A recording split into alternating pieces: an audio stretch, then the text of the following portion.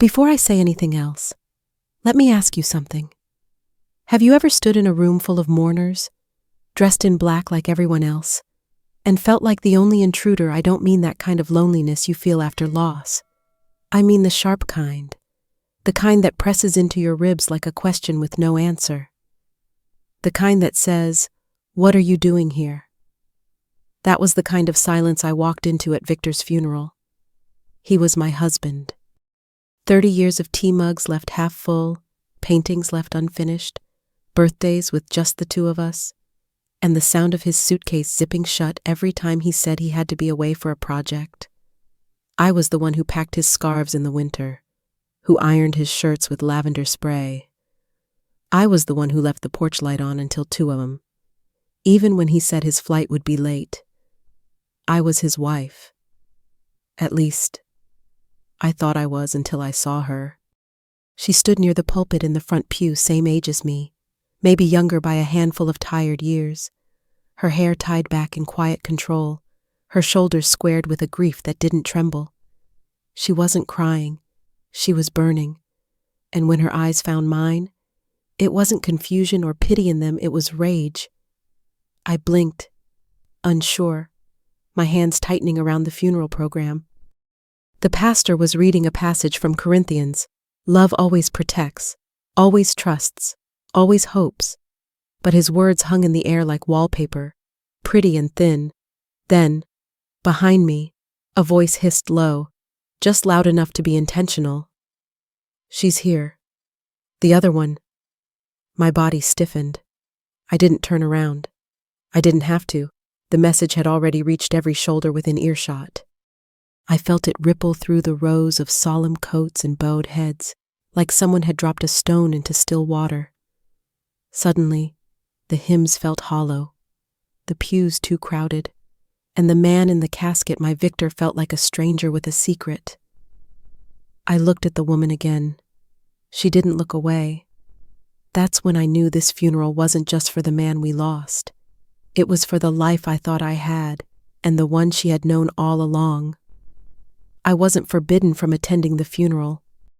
I just walked into one I was never truly part of. They say the quietest lives leave behind the loudest ghosts, and mine must have been silent enough to echo for miles. Before the funeral, before the woman in black, before everything unraveled like a spool of thread tugged loose by a hidden hand. There was only us, me and Victor, in that wooden house at the edge of Blue Hollow Ridge, nestled between pine trees and patches of snow that never quite melted by spring. He called it our sanctuary, though it was never large, never modern, never impressive to anyone but us. Victor had built it himself well, most of it. He was a man of sketchbooks and weathered measuring tapes, always muttering about balance and light, about how the sun should fall on a breakfast table at 8:17 in the morning. He'd disappear for hours into his studio above the garage, and I would hear the creak of floorboards, the soft scratch of charcoal against canvas, sometimes a laugh at something only he could see. I used to tease him that he loved his studio more than he loved me, and he would always answer the same way, eyes crinkled, smile small, "I can build spaces." "Grace, but you're the only one who made them feel like home." And I believed him. How could I not? We had rituals, little ones no one else would have noticed. I always set his tea steeping before he came in from the cold, and he always hung his coat on the third hook from the left, never the first. On snowy evenings, he would press his cold fingers to the back of my neck just to hear me gasp, and I'd pretend to scold him. But we'd both laugh until the kettle screamed. He made omelets on Sundays, always too much cheese, always pretending it was accidental. We didn't have children. That was never a choice, but it became one eventually. I remember the first time I cried over it alone, in the bathtub, water long gone lukewarm, and how he knocked once on the door, then left a little origami bird outside. No words, just that. I found it years later, still tucked between pages of an old gardening journal, its wings softened by time. And somehow, that was Victor, the man who never said much, but built entire cathedrals out of silence. His work took him away often. At first, it was weeks at a time: Santa Fe, Portland, Tucson projects. "Grace," he'd say, "you know I don't like phones. Too much static. I'll write when I can." And he did. Letters. Real letters. Folded crisply, with postmarks I sometimes traced with my fingertips. "Missed you today. Ate at that diner you hate. Still think their coffee tastes like paint thinner." I kept every single one. Rubber banded together in a shoebox under our bed, now buried under layers of dust and disbelief. I told myself we were strong because we gave each other space, that not seeing each other every day made the moments we did have more special, that some loves don't need constant tending, only trust. But now I wonder if that was love, or just habit. Still, I loved our life. I loved the ordinary parts of it. I loved the way Victor looked when he fell asleep with a book on his chest, glasses askew, breath even. I loved the smell of cedar and old paint in his workshop. I loved our mismatched mugs, the creaky stair that always betrayed my midnight snacks, the wind chimes he hung outside that only ever rang when he left, not when he came home. I loved the way he kissed the crown of my head and said, "See you soon," like it was a promise, like nothing would ever shift under our feet. I loved that we didn't need to fill the silence between us. We just let it settle, warm and unbothered. We never made grand plans for the future, but we had a rhythm, a quiet kind of symphony that pulsed through our lives.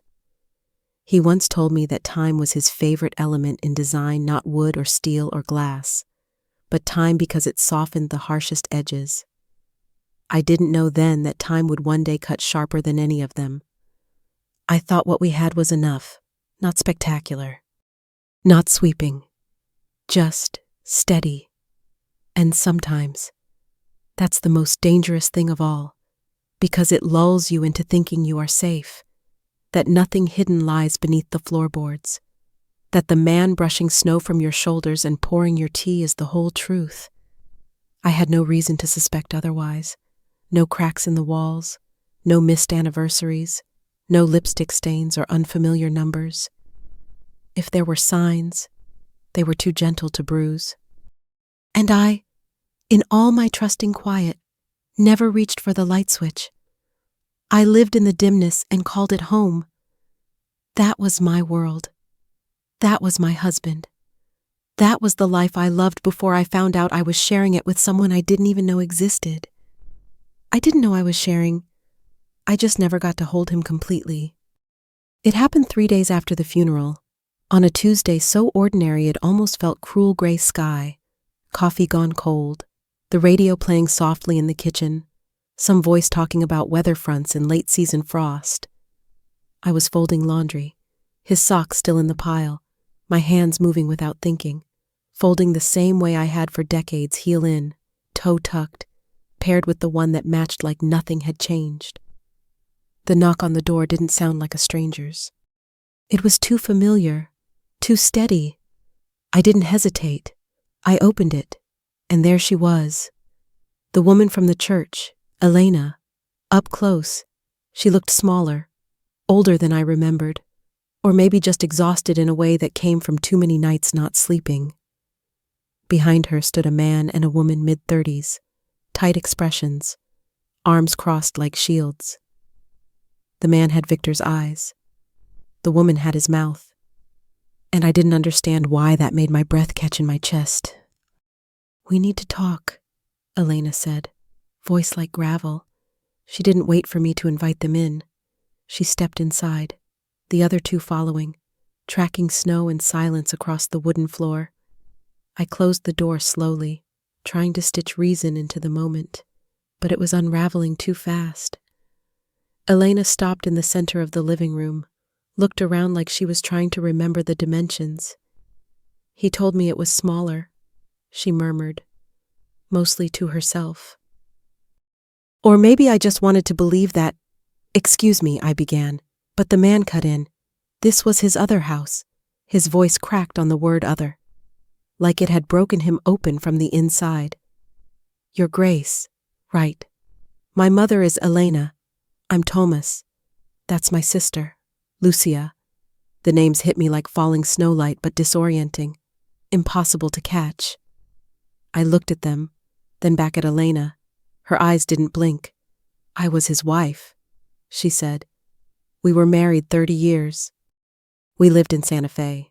We had children. We had holidays. We had birthdays and broken water pipes and school plays. He left every spring and returned every winter. And now I know where he was going.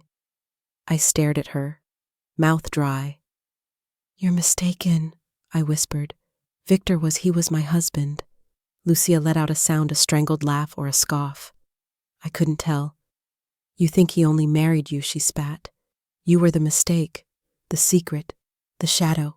No, I said, but the word felt hollow. I have our marriage certificate. We've been together, so do we, Thomas interrupted, pulling something from his coat.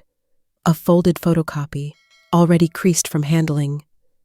I reached out, hands trembling. And when I saw the date years before Victor ever kissed me, I felt something sharp pierce through the center of my chest. He married you first, I whispered. Elena nodded once, her mouth set in a line too thin to hold anything but rage. And he married you second. Without telling either of us, without telling the children, without telling the truth. My knees buckled, but I didn't fall. I backed into a chair and sat down, the room spinning around me. Our home was suddenly a crime scene, and I didn't know if I was the victim or the accomplice.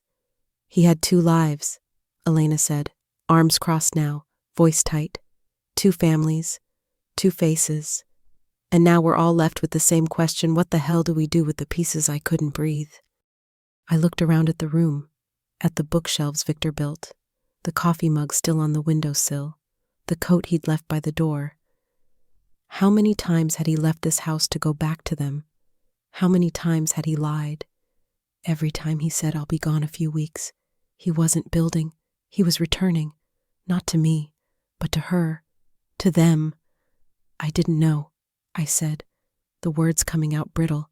I swear to you I didn't know. Tomas's jaw clenched. Lucia turned away. Elena just stared. I believe you, she said finally, and somehow that hurt even more, because if I didn't know, then I wasn't just betrayed, I was irrelevant. I wasn't a co-conspirator.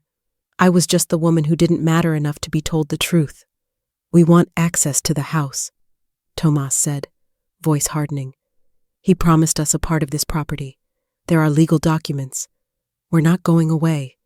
He never mentioned you, I whispered. He never said anything, and he never mentioned you to us. Lucia snapped. That's the point. We were all left in the dark. Elena stepped forward. I don't want to fight, she said. Not yet. But I need to know what he told you. I need to understand how long this went on. Because if I don't, I think I'll lose my mind. I looked up at her, and for a moment, the fury in her face softened. There were tears, maybe, somewhere in her eyes, but neither of us let them fall. 30 years, I whispered. He came and went, said it was work, said he hated cell phones, said he needed quiet to think. Same, she said. Same damn script. Every time. We stood there, both of us shaking. In another world, maybe we would have been friends. We could have laughed over coffee, shared recipes, complained about our husbands. But in this world, we were the aftermath. We were the remains. Tomas dropped a folder on the table. Legal claims, property rights. We'll be in touch. He turned and left. Lucia followed, stiff and silent.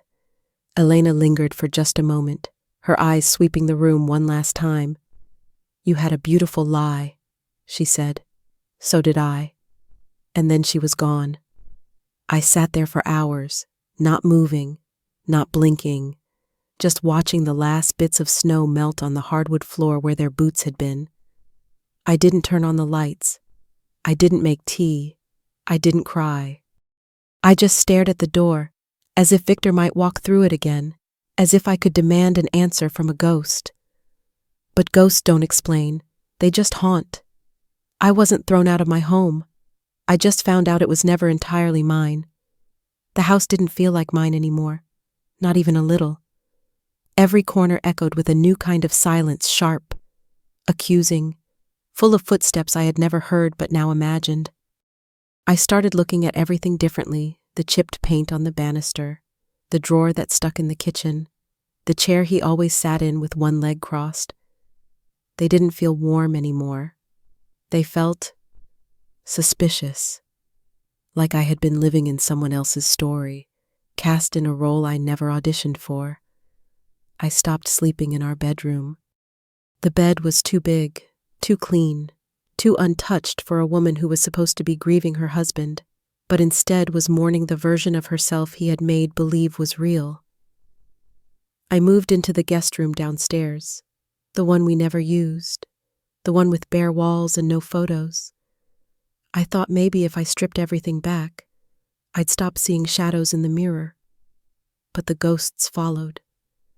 They weren't dramatic, no loud crashes or flickering lights.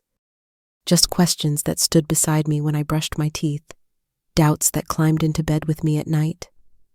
Had I ever truly known him, or had I just been so grateful to be chosen that I ignored the empty places he never let me into? Every photo on our walls suddenly looked wrong.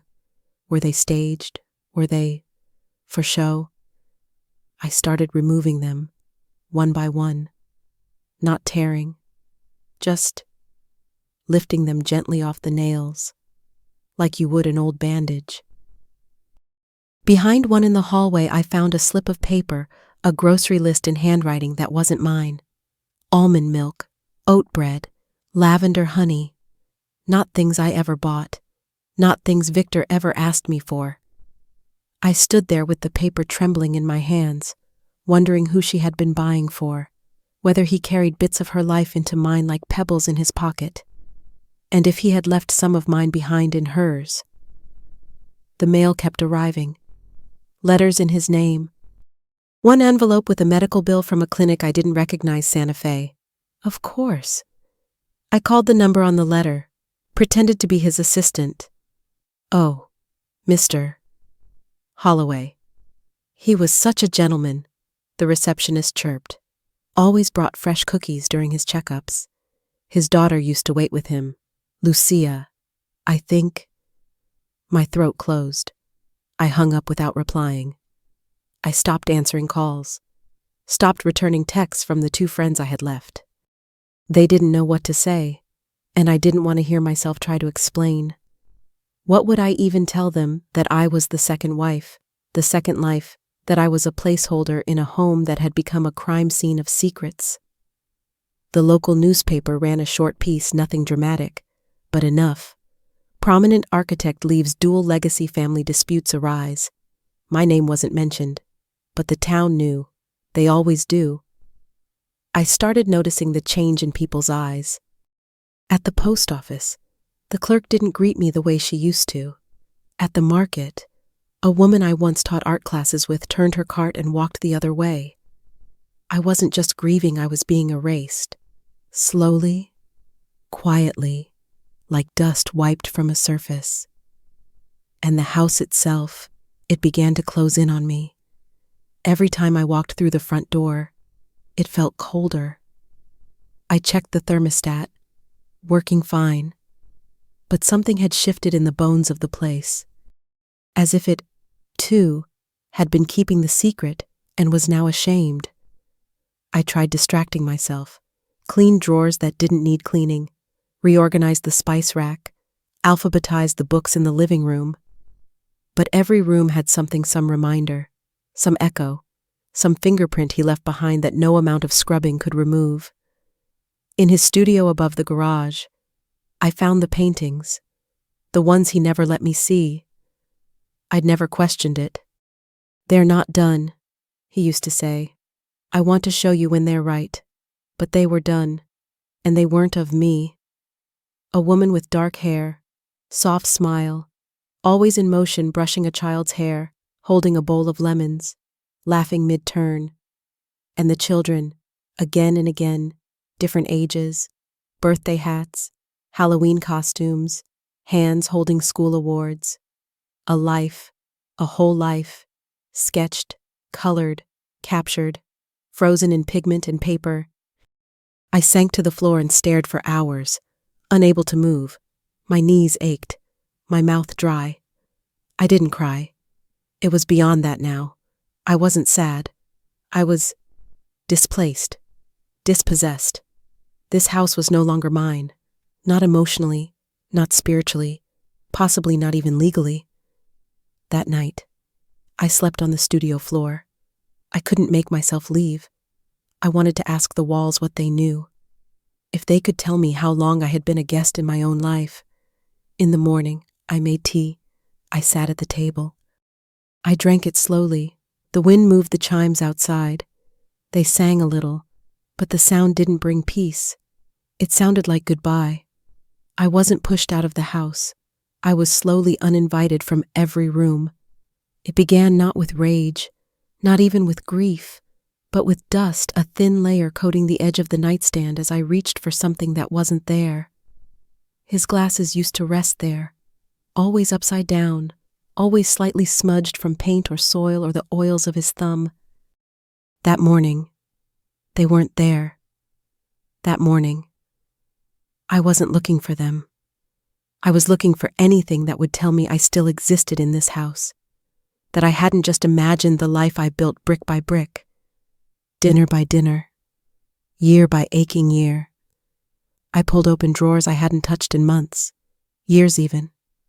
Not the visible ones, the deep drawers, the ones behind cabinet doors, under floorboards, above shelves, where the remnants of a person get tucked away. And that's where I found it.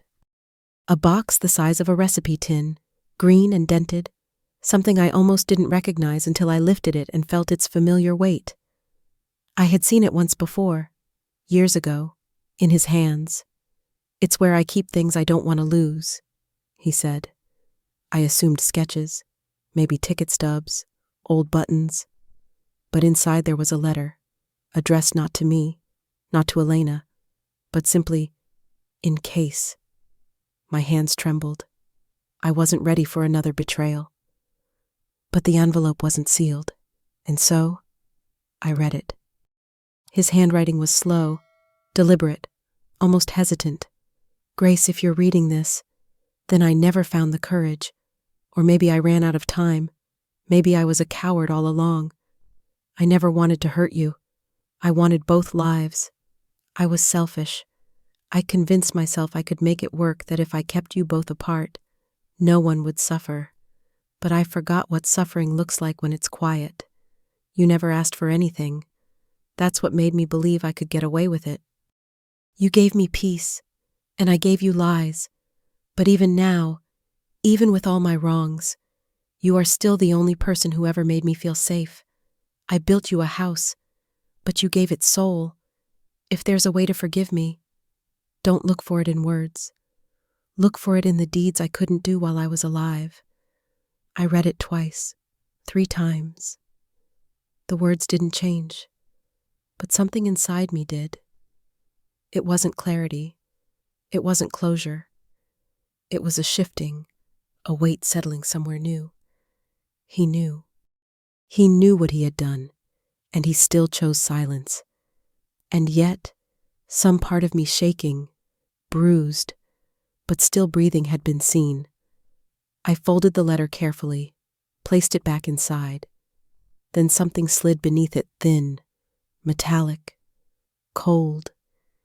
A key, not to the front door, not to the workshop, but to the safe we once kept in the back closet, the one he said he hadn't opened in years. I had forgotten it even existed. It was behind old coats, tax boxes, a broken lamp I always meant to fix. I turned the key and heard the click, and with it, something inside me unlatched too. Inside the safe, property documents, accounts I never knew about, and a folder marked Grace Executor. He'd named me sole executor of his estate 3 months before he died. Not Elena, not the children, me. My hands went numb. The documents were notarized, legal, deliberate. I didn't know whether to feel honored or burdened, saved or ambushed. I sat on the floor with the folder open in front of me, the key pressed into my palm, sharp enough to leave a mark. For so long, I had been drowning in the shame of not knowing, in the helplessness of being erased. But here it was a decision, a piece of truth I had been handed when all I thought I had left were fragments. I stood up, not quickly, not dramatically, just steadily. I walked to the kitchen, opened the drawer where we kept the tools, and pulled out the screwdriver. I unscrewed the front door's lock, then the one on the back, then the one on the studio. I replaced them all. New keys, new locks, not to shut the world out, not to claim territory, but to start over. Not because I didn't trust anyone else, but because, for the first time, I wanted to trust myself. That night, I slept in our bedroom again. The sheets smelled faintly of lavender and something older memory maybe. I didn't touch his side of the bed. I didn't cry. I didn't whisper into the dark. I just lay there, breathing, listening to the wind scrape the windows and knowing, in the hollow of my chest, that I was done asking why. I was done being the woman waiting for a man who could never choose fully. I had chosen me, finally, and the locks clicked closed behind me like punctuation, not a prison. I didn't kick anyone out. I just changed the locks to let myself back in. The sky was the color of wet cement the morning I walked into the lawyer's office, coat buttoned all the way up to my throat, scarf knotted like a defense I didn't know how to lower. The air outside had frozen every breath before it left my mouth, and inside, it wasn't much warmer.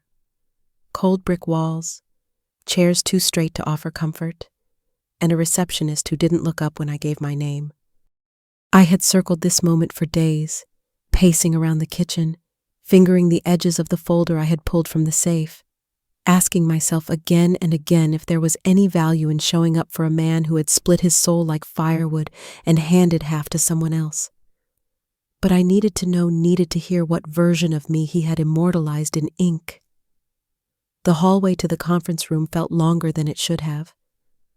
When I stepped in, they were already there. Elena, seated with her hands clasped tightly in her lap like they were holding her together, her shoulders rigid beneath a coat I recognized from the funeral. On her left, Tomas' face like stone and Lucia, arms folded across her chest like a locked gate. None of them looked at me. Not a glance, not a nod. I took the furthest seat from them, my purse clenched in my lap like a weapon or a shield. The lawyer entered a moment later, a tall man in a tan suit, with the kind of voice that had long forgotten how to flinch. He offered no condolences, just adjusted his glasses and began, Mr. Victor Holloway's final will and testament, revised and notarized on the 3rd of January, this year. My breath caught. That was 3 months before he died, 3 months after our last anniversary dinner, 3 months after the last time he told me he'd be gone just a week. The lawyer unfolded the first page, then another. The estate includes the Holloway Ridge property, a secondary residence in Santa Fe, multiple retirement accounts, investment portfolios, and personal savings exceeding 7 figures. No one reacted, not outwardly, not even me, but inside, I could hear a distant cracking ice splitting somewhere deep. Per the terms of the will, the lawyer continued, the residence in Santa Fe is to be transferred to Elena Vargas in full. Her body stiffened. Tomas narrowed his eyes. Additionally, a trust of equal share is to be established for each child, Lucia and Tomas Holloway, with disbursements scheduled annually over the next 10 years. Still no one moved. They were waiting, bracing for the next blow, and so was I. The remainder of the estate, he said, turning the page with a pause that felt sharp enough to cut, including all financial accounts, the Ridge property, and power of attorney over all assets not previously designated, is to be transferred to Grace Holloway. The room didn't break, it detonated. Tomas stood so abruptly his chair screeched back and slammed into the wall. "You're lying," he said. His voice trembled, not with grief, but with rage. "She's a fraud. This is a joke. This is a—" "Sit down," Elena whispered, but he didn't hear her. Lucia's voice sliced through the room. "You knew. You had to. No one gives a stranger everything unless they're part of it." Her eyes bore into me like gun barrels. "What did you do to him? What did you say?" I couldn't speak. My hands were shaking. My mouth tasted like salt.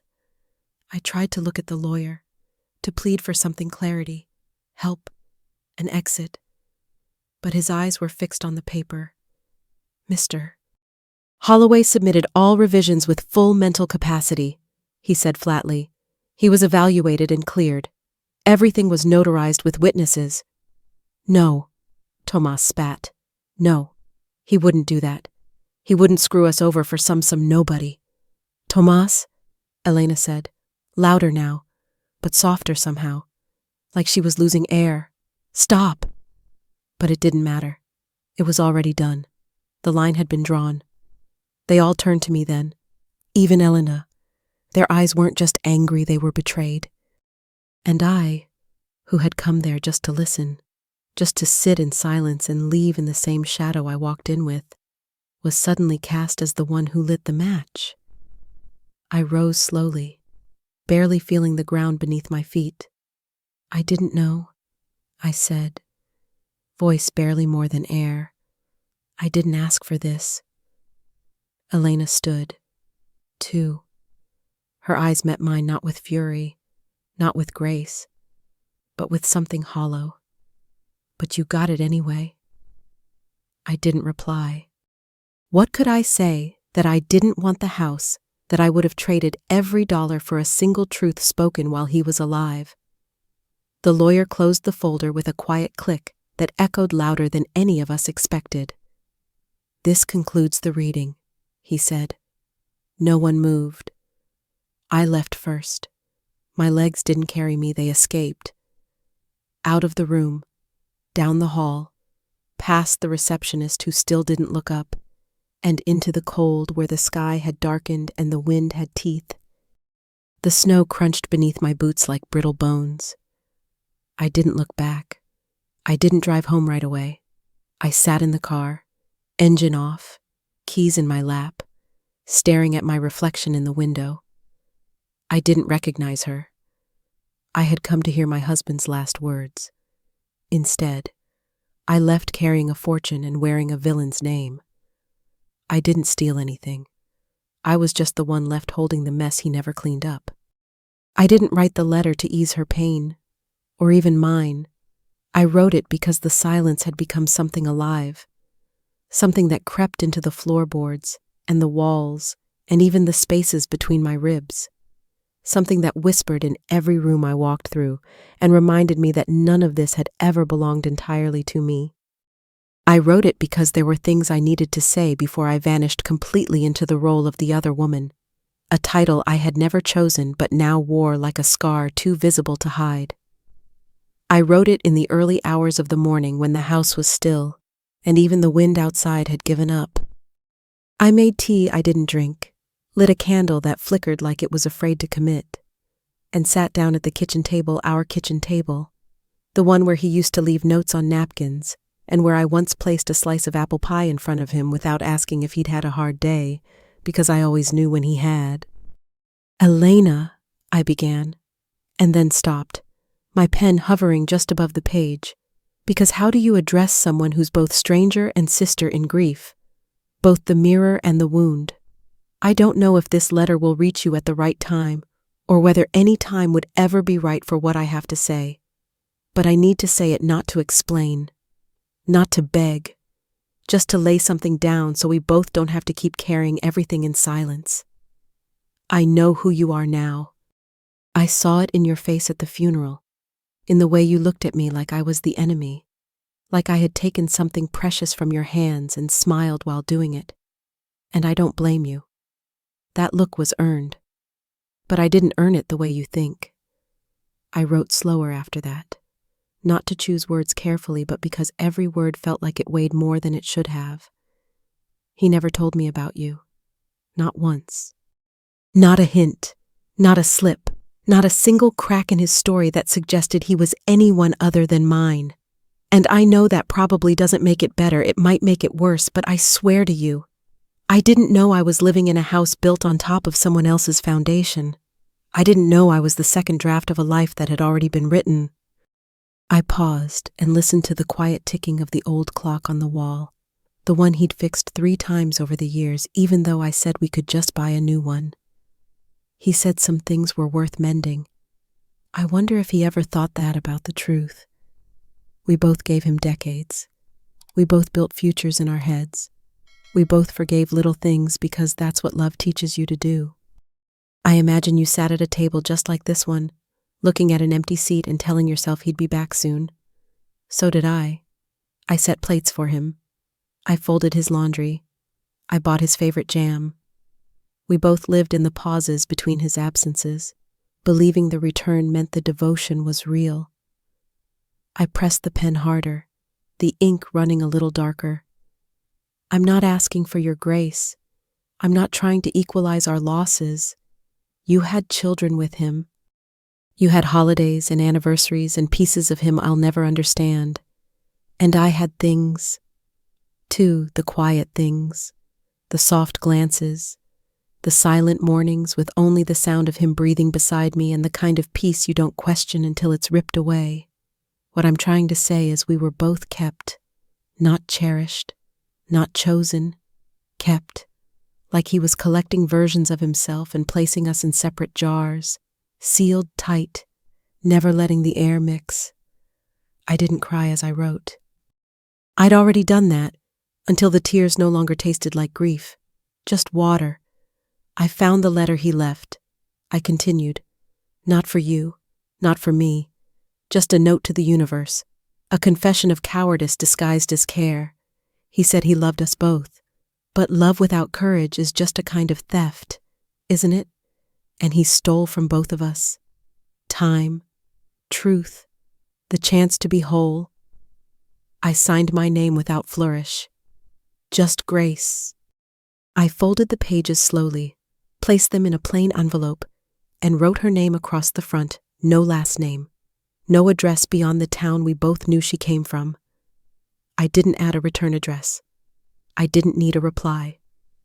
I walked 3 miles that morning to drop it in a mailbox on the edge of a highway I'd never driven, where no one knew my face and no one could trace the letter back to the house with the peeling white fence and the broken man now buried under stone. I stood there for a long time after I let it go, watching cars pass by in silence, headlights blinking like tiny beacons in fog.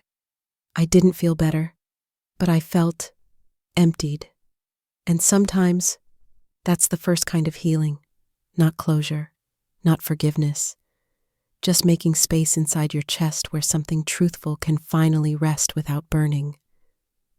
I didn't send that letter to be heard. I sent it so I wouldn't disappear completely. It started with a photo I wasn't supposed to find. A folded piece of paper tucked inside a hardcover novel Victor once left open on the windowsill, spine cracked, corners curled from years of sun. I was dusting, not because the house needed it, but because my hands didn't know what else to do. The book fell when I reached too far an old copy of The Bridge of San Luis Rey, one I remembered watching him reread every other spring, as if the story changed with age. When I picked it up, the photograph slid out like it had been waiting for its moment. At first, I thought it was something from his childhood grainy, with muted colors and the softness of age, but then I saw myself. Or rather, I saw my coat, that burgundy one I used to wear to farmers' markets and church picnics, the one with the missing button I never got around to fixing. I was standing in the background, slightly out of focus, half turned. And in the foreground, Victor, laughing. His hand rested gently on the shoulder of a woman who had to be Elena, her dark hair twisted into a braid down her back. Between them stood a girl with ribbons in her hair and a boy holding a toy airplane. It was sunny. They looked like a family. I looked like a ghost. I stared at the photo until my eyes blurred, not from tears, just disbelief. This wasn't a recent image. It wasn't taken after the betrayals had begun. It was old. The grain of the print, the faded light, the fact that I still wore that coat before we repainted the kitchen. It had to be at least 15 years ago, which meant they had seen me. Elena had seen me. I wasn't invisible. I had existed right there in front of her, in some park or gathering or sidewalk corner, and she had known. She had known I wasn't just some name in a will or a shadow in a church. She had seen my face, and she said nothing. My heart didn't shatter. It just paused.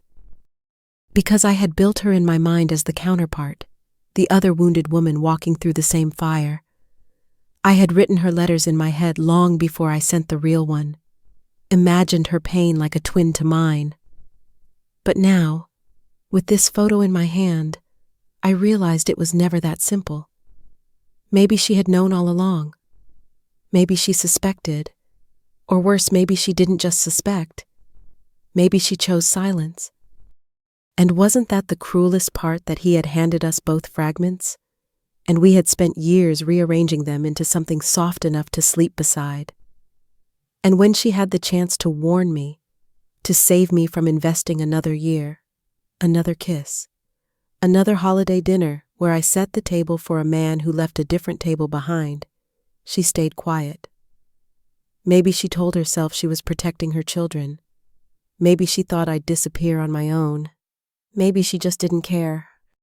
I sat on the floor with the photograph resting on my knee, light slanting in through the window, dust turning to gold in the air around me.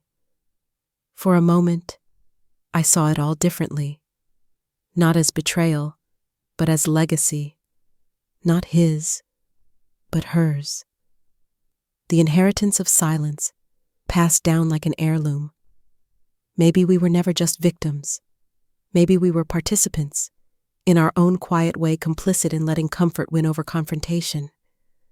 I turned the photo over. Nothing written. No date. No names.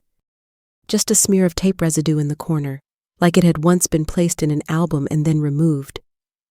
Hidden. I wondered how many other photos existed. How many times had we stood in the same frame without realizing we were part of the same lie? How many birthdays overlapped? How many weekends he split between cities like a man dividing his heart into clean halves? I didn't destroy the photo. I placed it inside a book, his favorite collection of poems, and shelved it backwards so the spine faced the wall. A little private grave, just for the version of us that never had the full picture. I didn't tell anyone. Not then, not in anger, not to accuse.